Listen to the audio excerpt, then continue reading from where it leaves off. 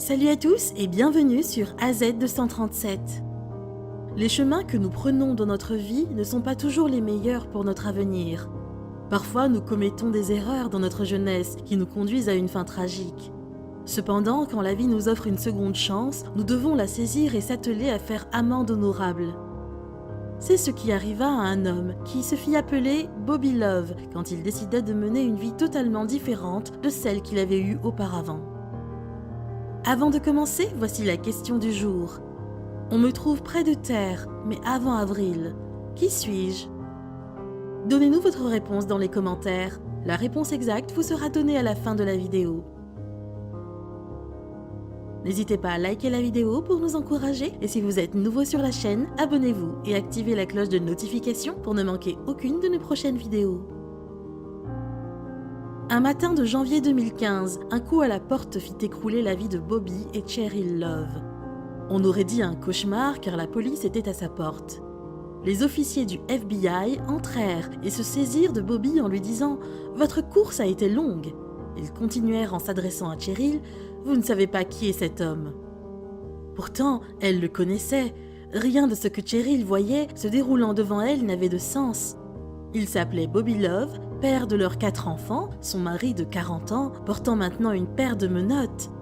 Son histoire d'amour avec Bobby avait été-elle une erreur? Se demanda Cheryl.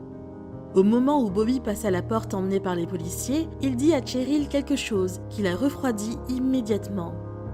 Cela remontait à très loin avant qu'ils ne se rencontrent. L'histoire de Bobby commença en Caroline du Nord en 1964. Avant d'être Bobby Love, l'époux de Cheryl, il s'appelait entièrement sous un autre nom, Walter Miller. Walter Miller était issu d'une famille nombreuse et il passa beaucoup de temps à errer dans les rues et à commettre de petits actes répréhensibles. Rien de mal ne s'était produit jusqu'à ce qu'il aille à un concert de Sam Cooke.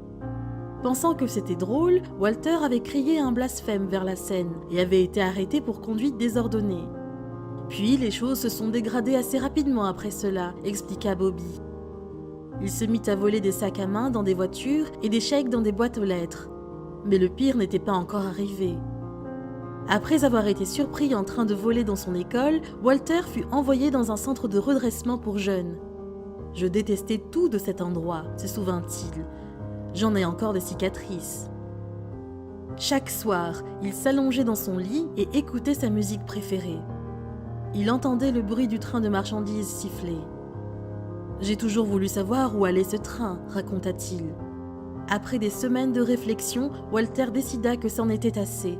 « Je me suis enfui par la porte arrière, en direction de ce sifflement. C'est le premier endroit d'où je me suis échappé », déclara-t-il. Il suivit la voie ferrée jusqu'à Washington, D.C., où il vécut avec son frère. Puis il retourna à l'école, déterminé à prendre un nouveau départ. Il pensait que tout irait bien. Bien sûr, les vieilles habitudes ayant la peau dure, Walter se retrouva assez tôt de nouveau avec de mauvaises fréquentations et commettait des crimes de plus en plus dangereux. Il braquait des banques et vivait la belle vie. Mais le plaisir ne dura pas longtemps. Une de ces banques avait une alarme silencieuse. Walter se retrouva entouré de policiers et toutes ses tentatives pour les esquiver furent vaines. Il se réveilla dans un hôpital avec un trou creusé par une balle dans le dos et des menottes au poignet. Walter fut condamné à 30 ans dans une prison et envoyé dans un établissement pénitentiaire de haute sécurité. L'instinct de Walter de s'échapper de la prison centrale s'estompa peu à peu.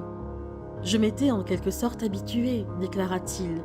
Il devint un détenu exemplaire et des années plus tard, il fut transféré dans une prison à sécurité moyenne. J'étais détendu, je n'avais pas l'intention de m'échapper. Jusqu'au jour où il fut injustement accusé d'avoir menacé des gardes. Ils ont commencé à me mettre sur la route, raconta Bobby. Travailler sur la route signifiait faire un travail éreintant sur le côté de la route en construction. Pourtant, ça lui laissait beaucoup de temps pour réfléchir. C'est à ce moment-là que j'ai commencé à planifier et à comploter, déclara-t-il. Son désir d'évasion avait ressurgi. Chaque insulte d'un garde ne faisait que renforcer sa décision et une nuit, tout se mit en place. Il savait juste une chose, ça allait être sa dernière nuit en prison. Le lendemain, lorsque le bus qui les transportait pour ce travail s'arrêta en route, il passa à l'action. « J'ai ouvert la porte arrière et j'étais parti », expliqua Bobby. Dans sa cavale, il se retrouva assis à côté d'une personne qui lui demanda son nom.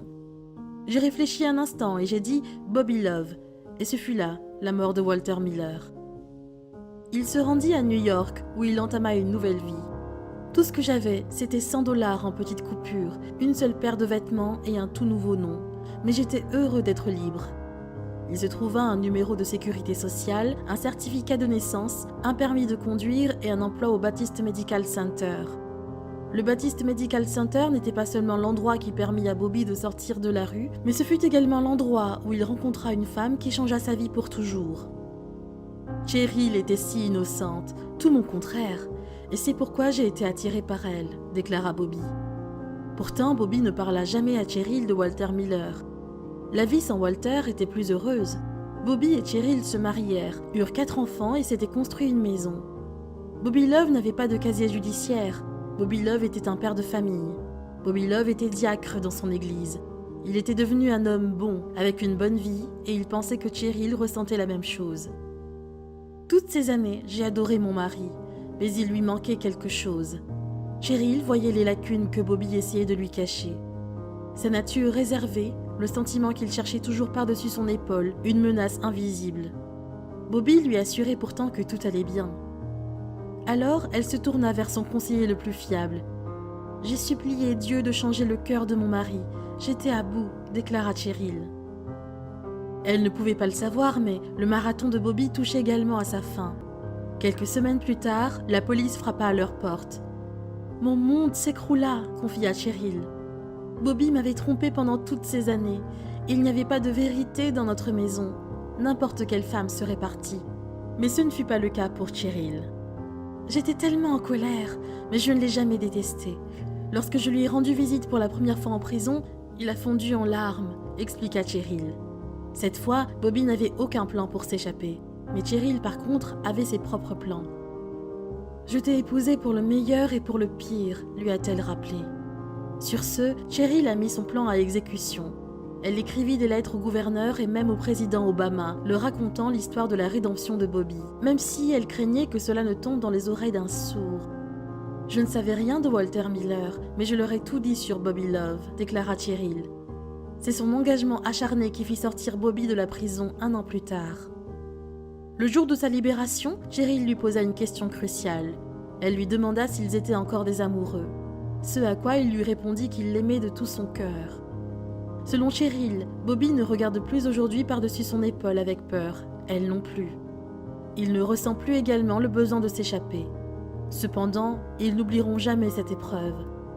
Cheryl confia qu'elle avait à présent sa propre histoire à raconter.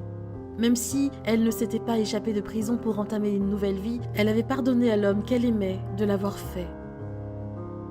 Quelle est votre opinion au sujet de cette histoire ? Dites-le nous dans les commentaires. Et maintenant, la réponse à la question du jour. Mars. Bravo à tous ceux qui ont trouvé la bonne réponse. Nous voici arrivés au terme de cette vidéo. Merci de l'avoir regardée jusqu'à la fin. Surtout, n'oubliez pas de la liker et de la partager avec vos amis. À très bientôt sur AZ237.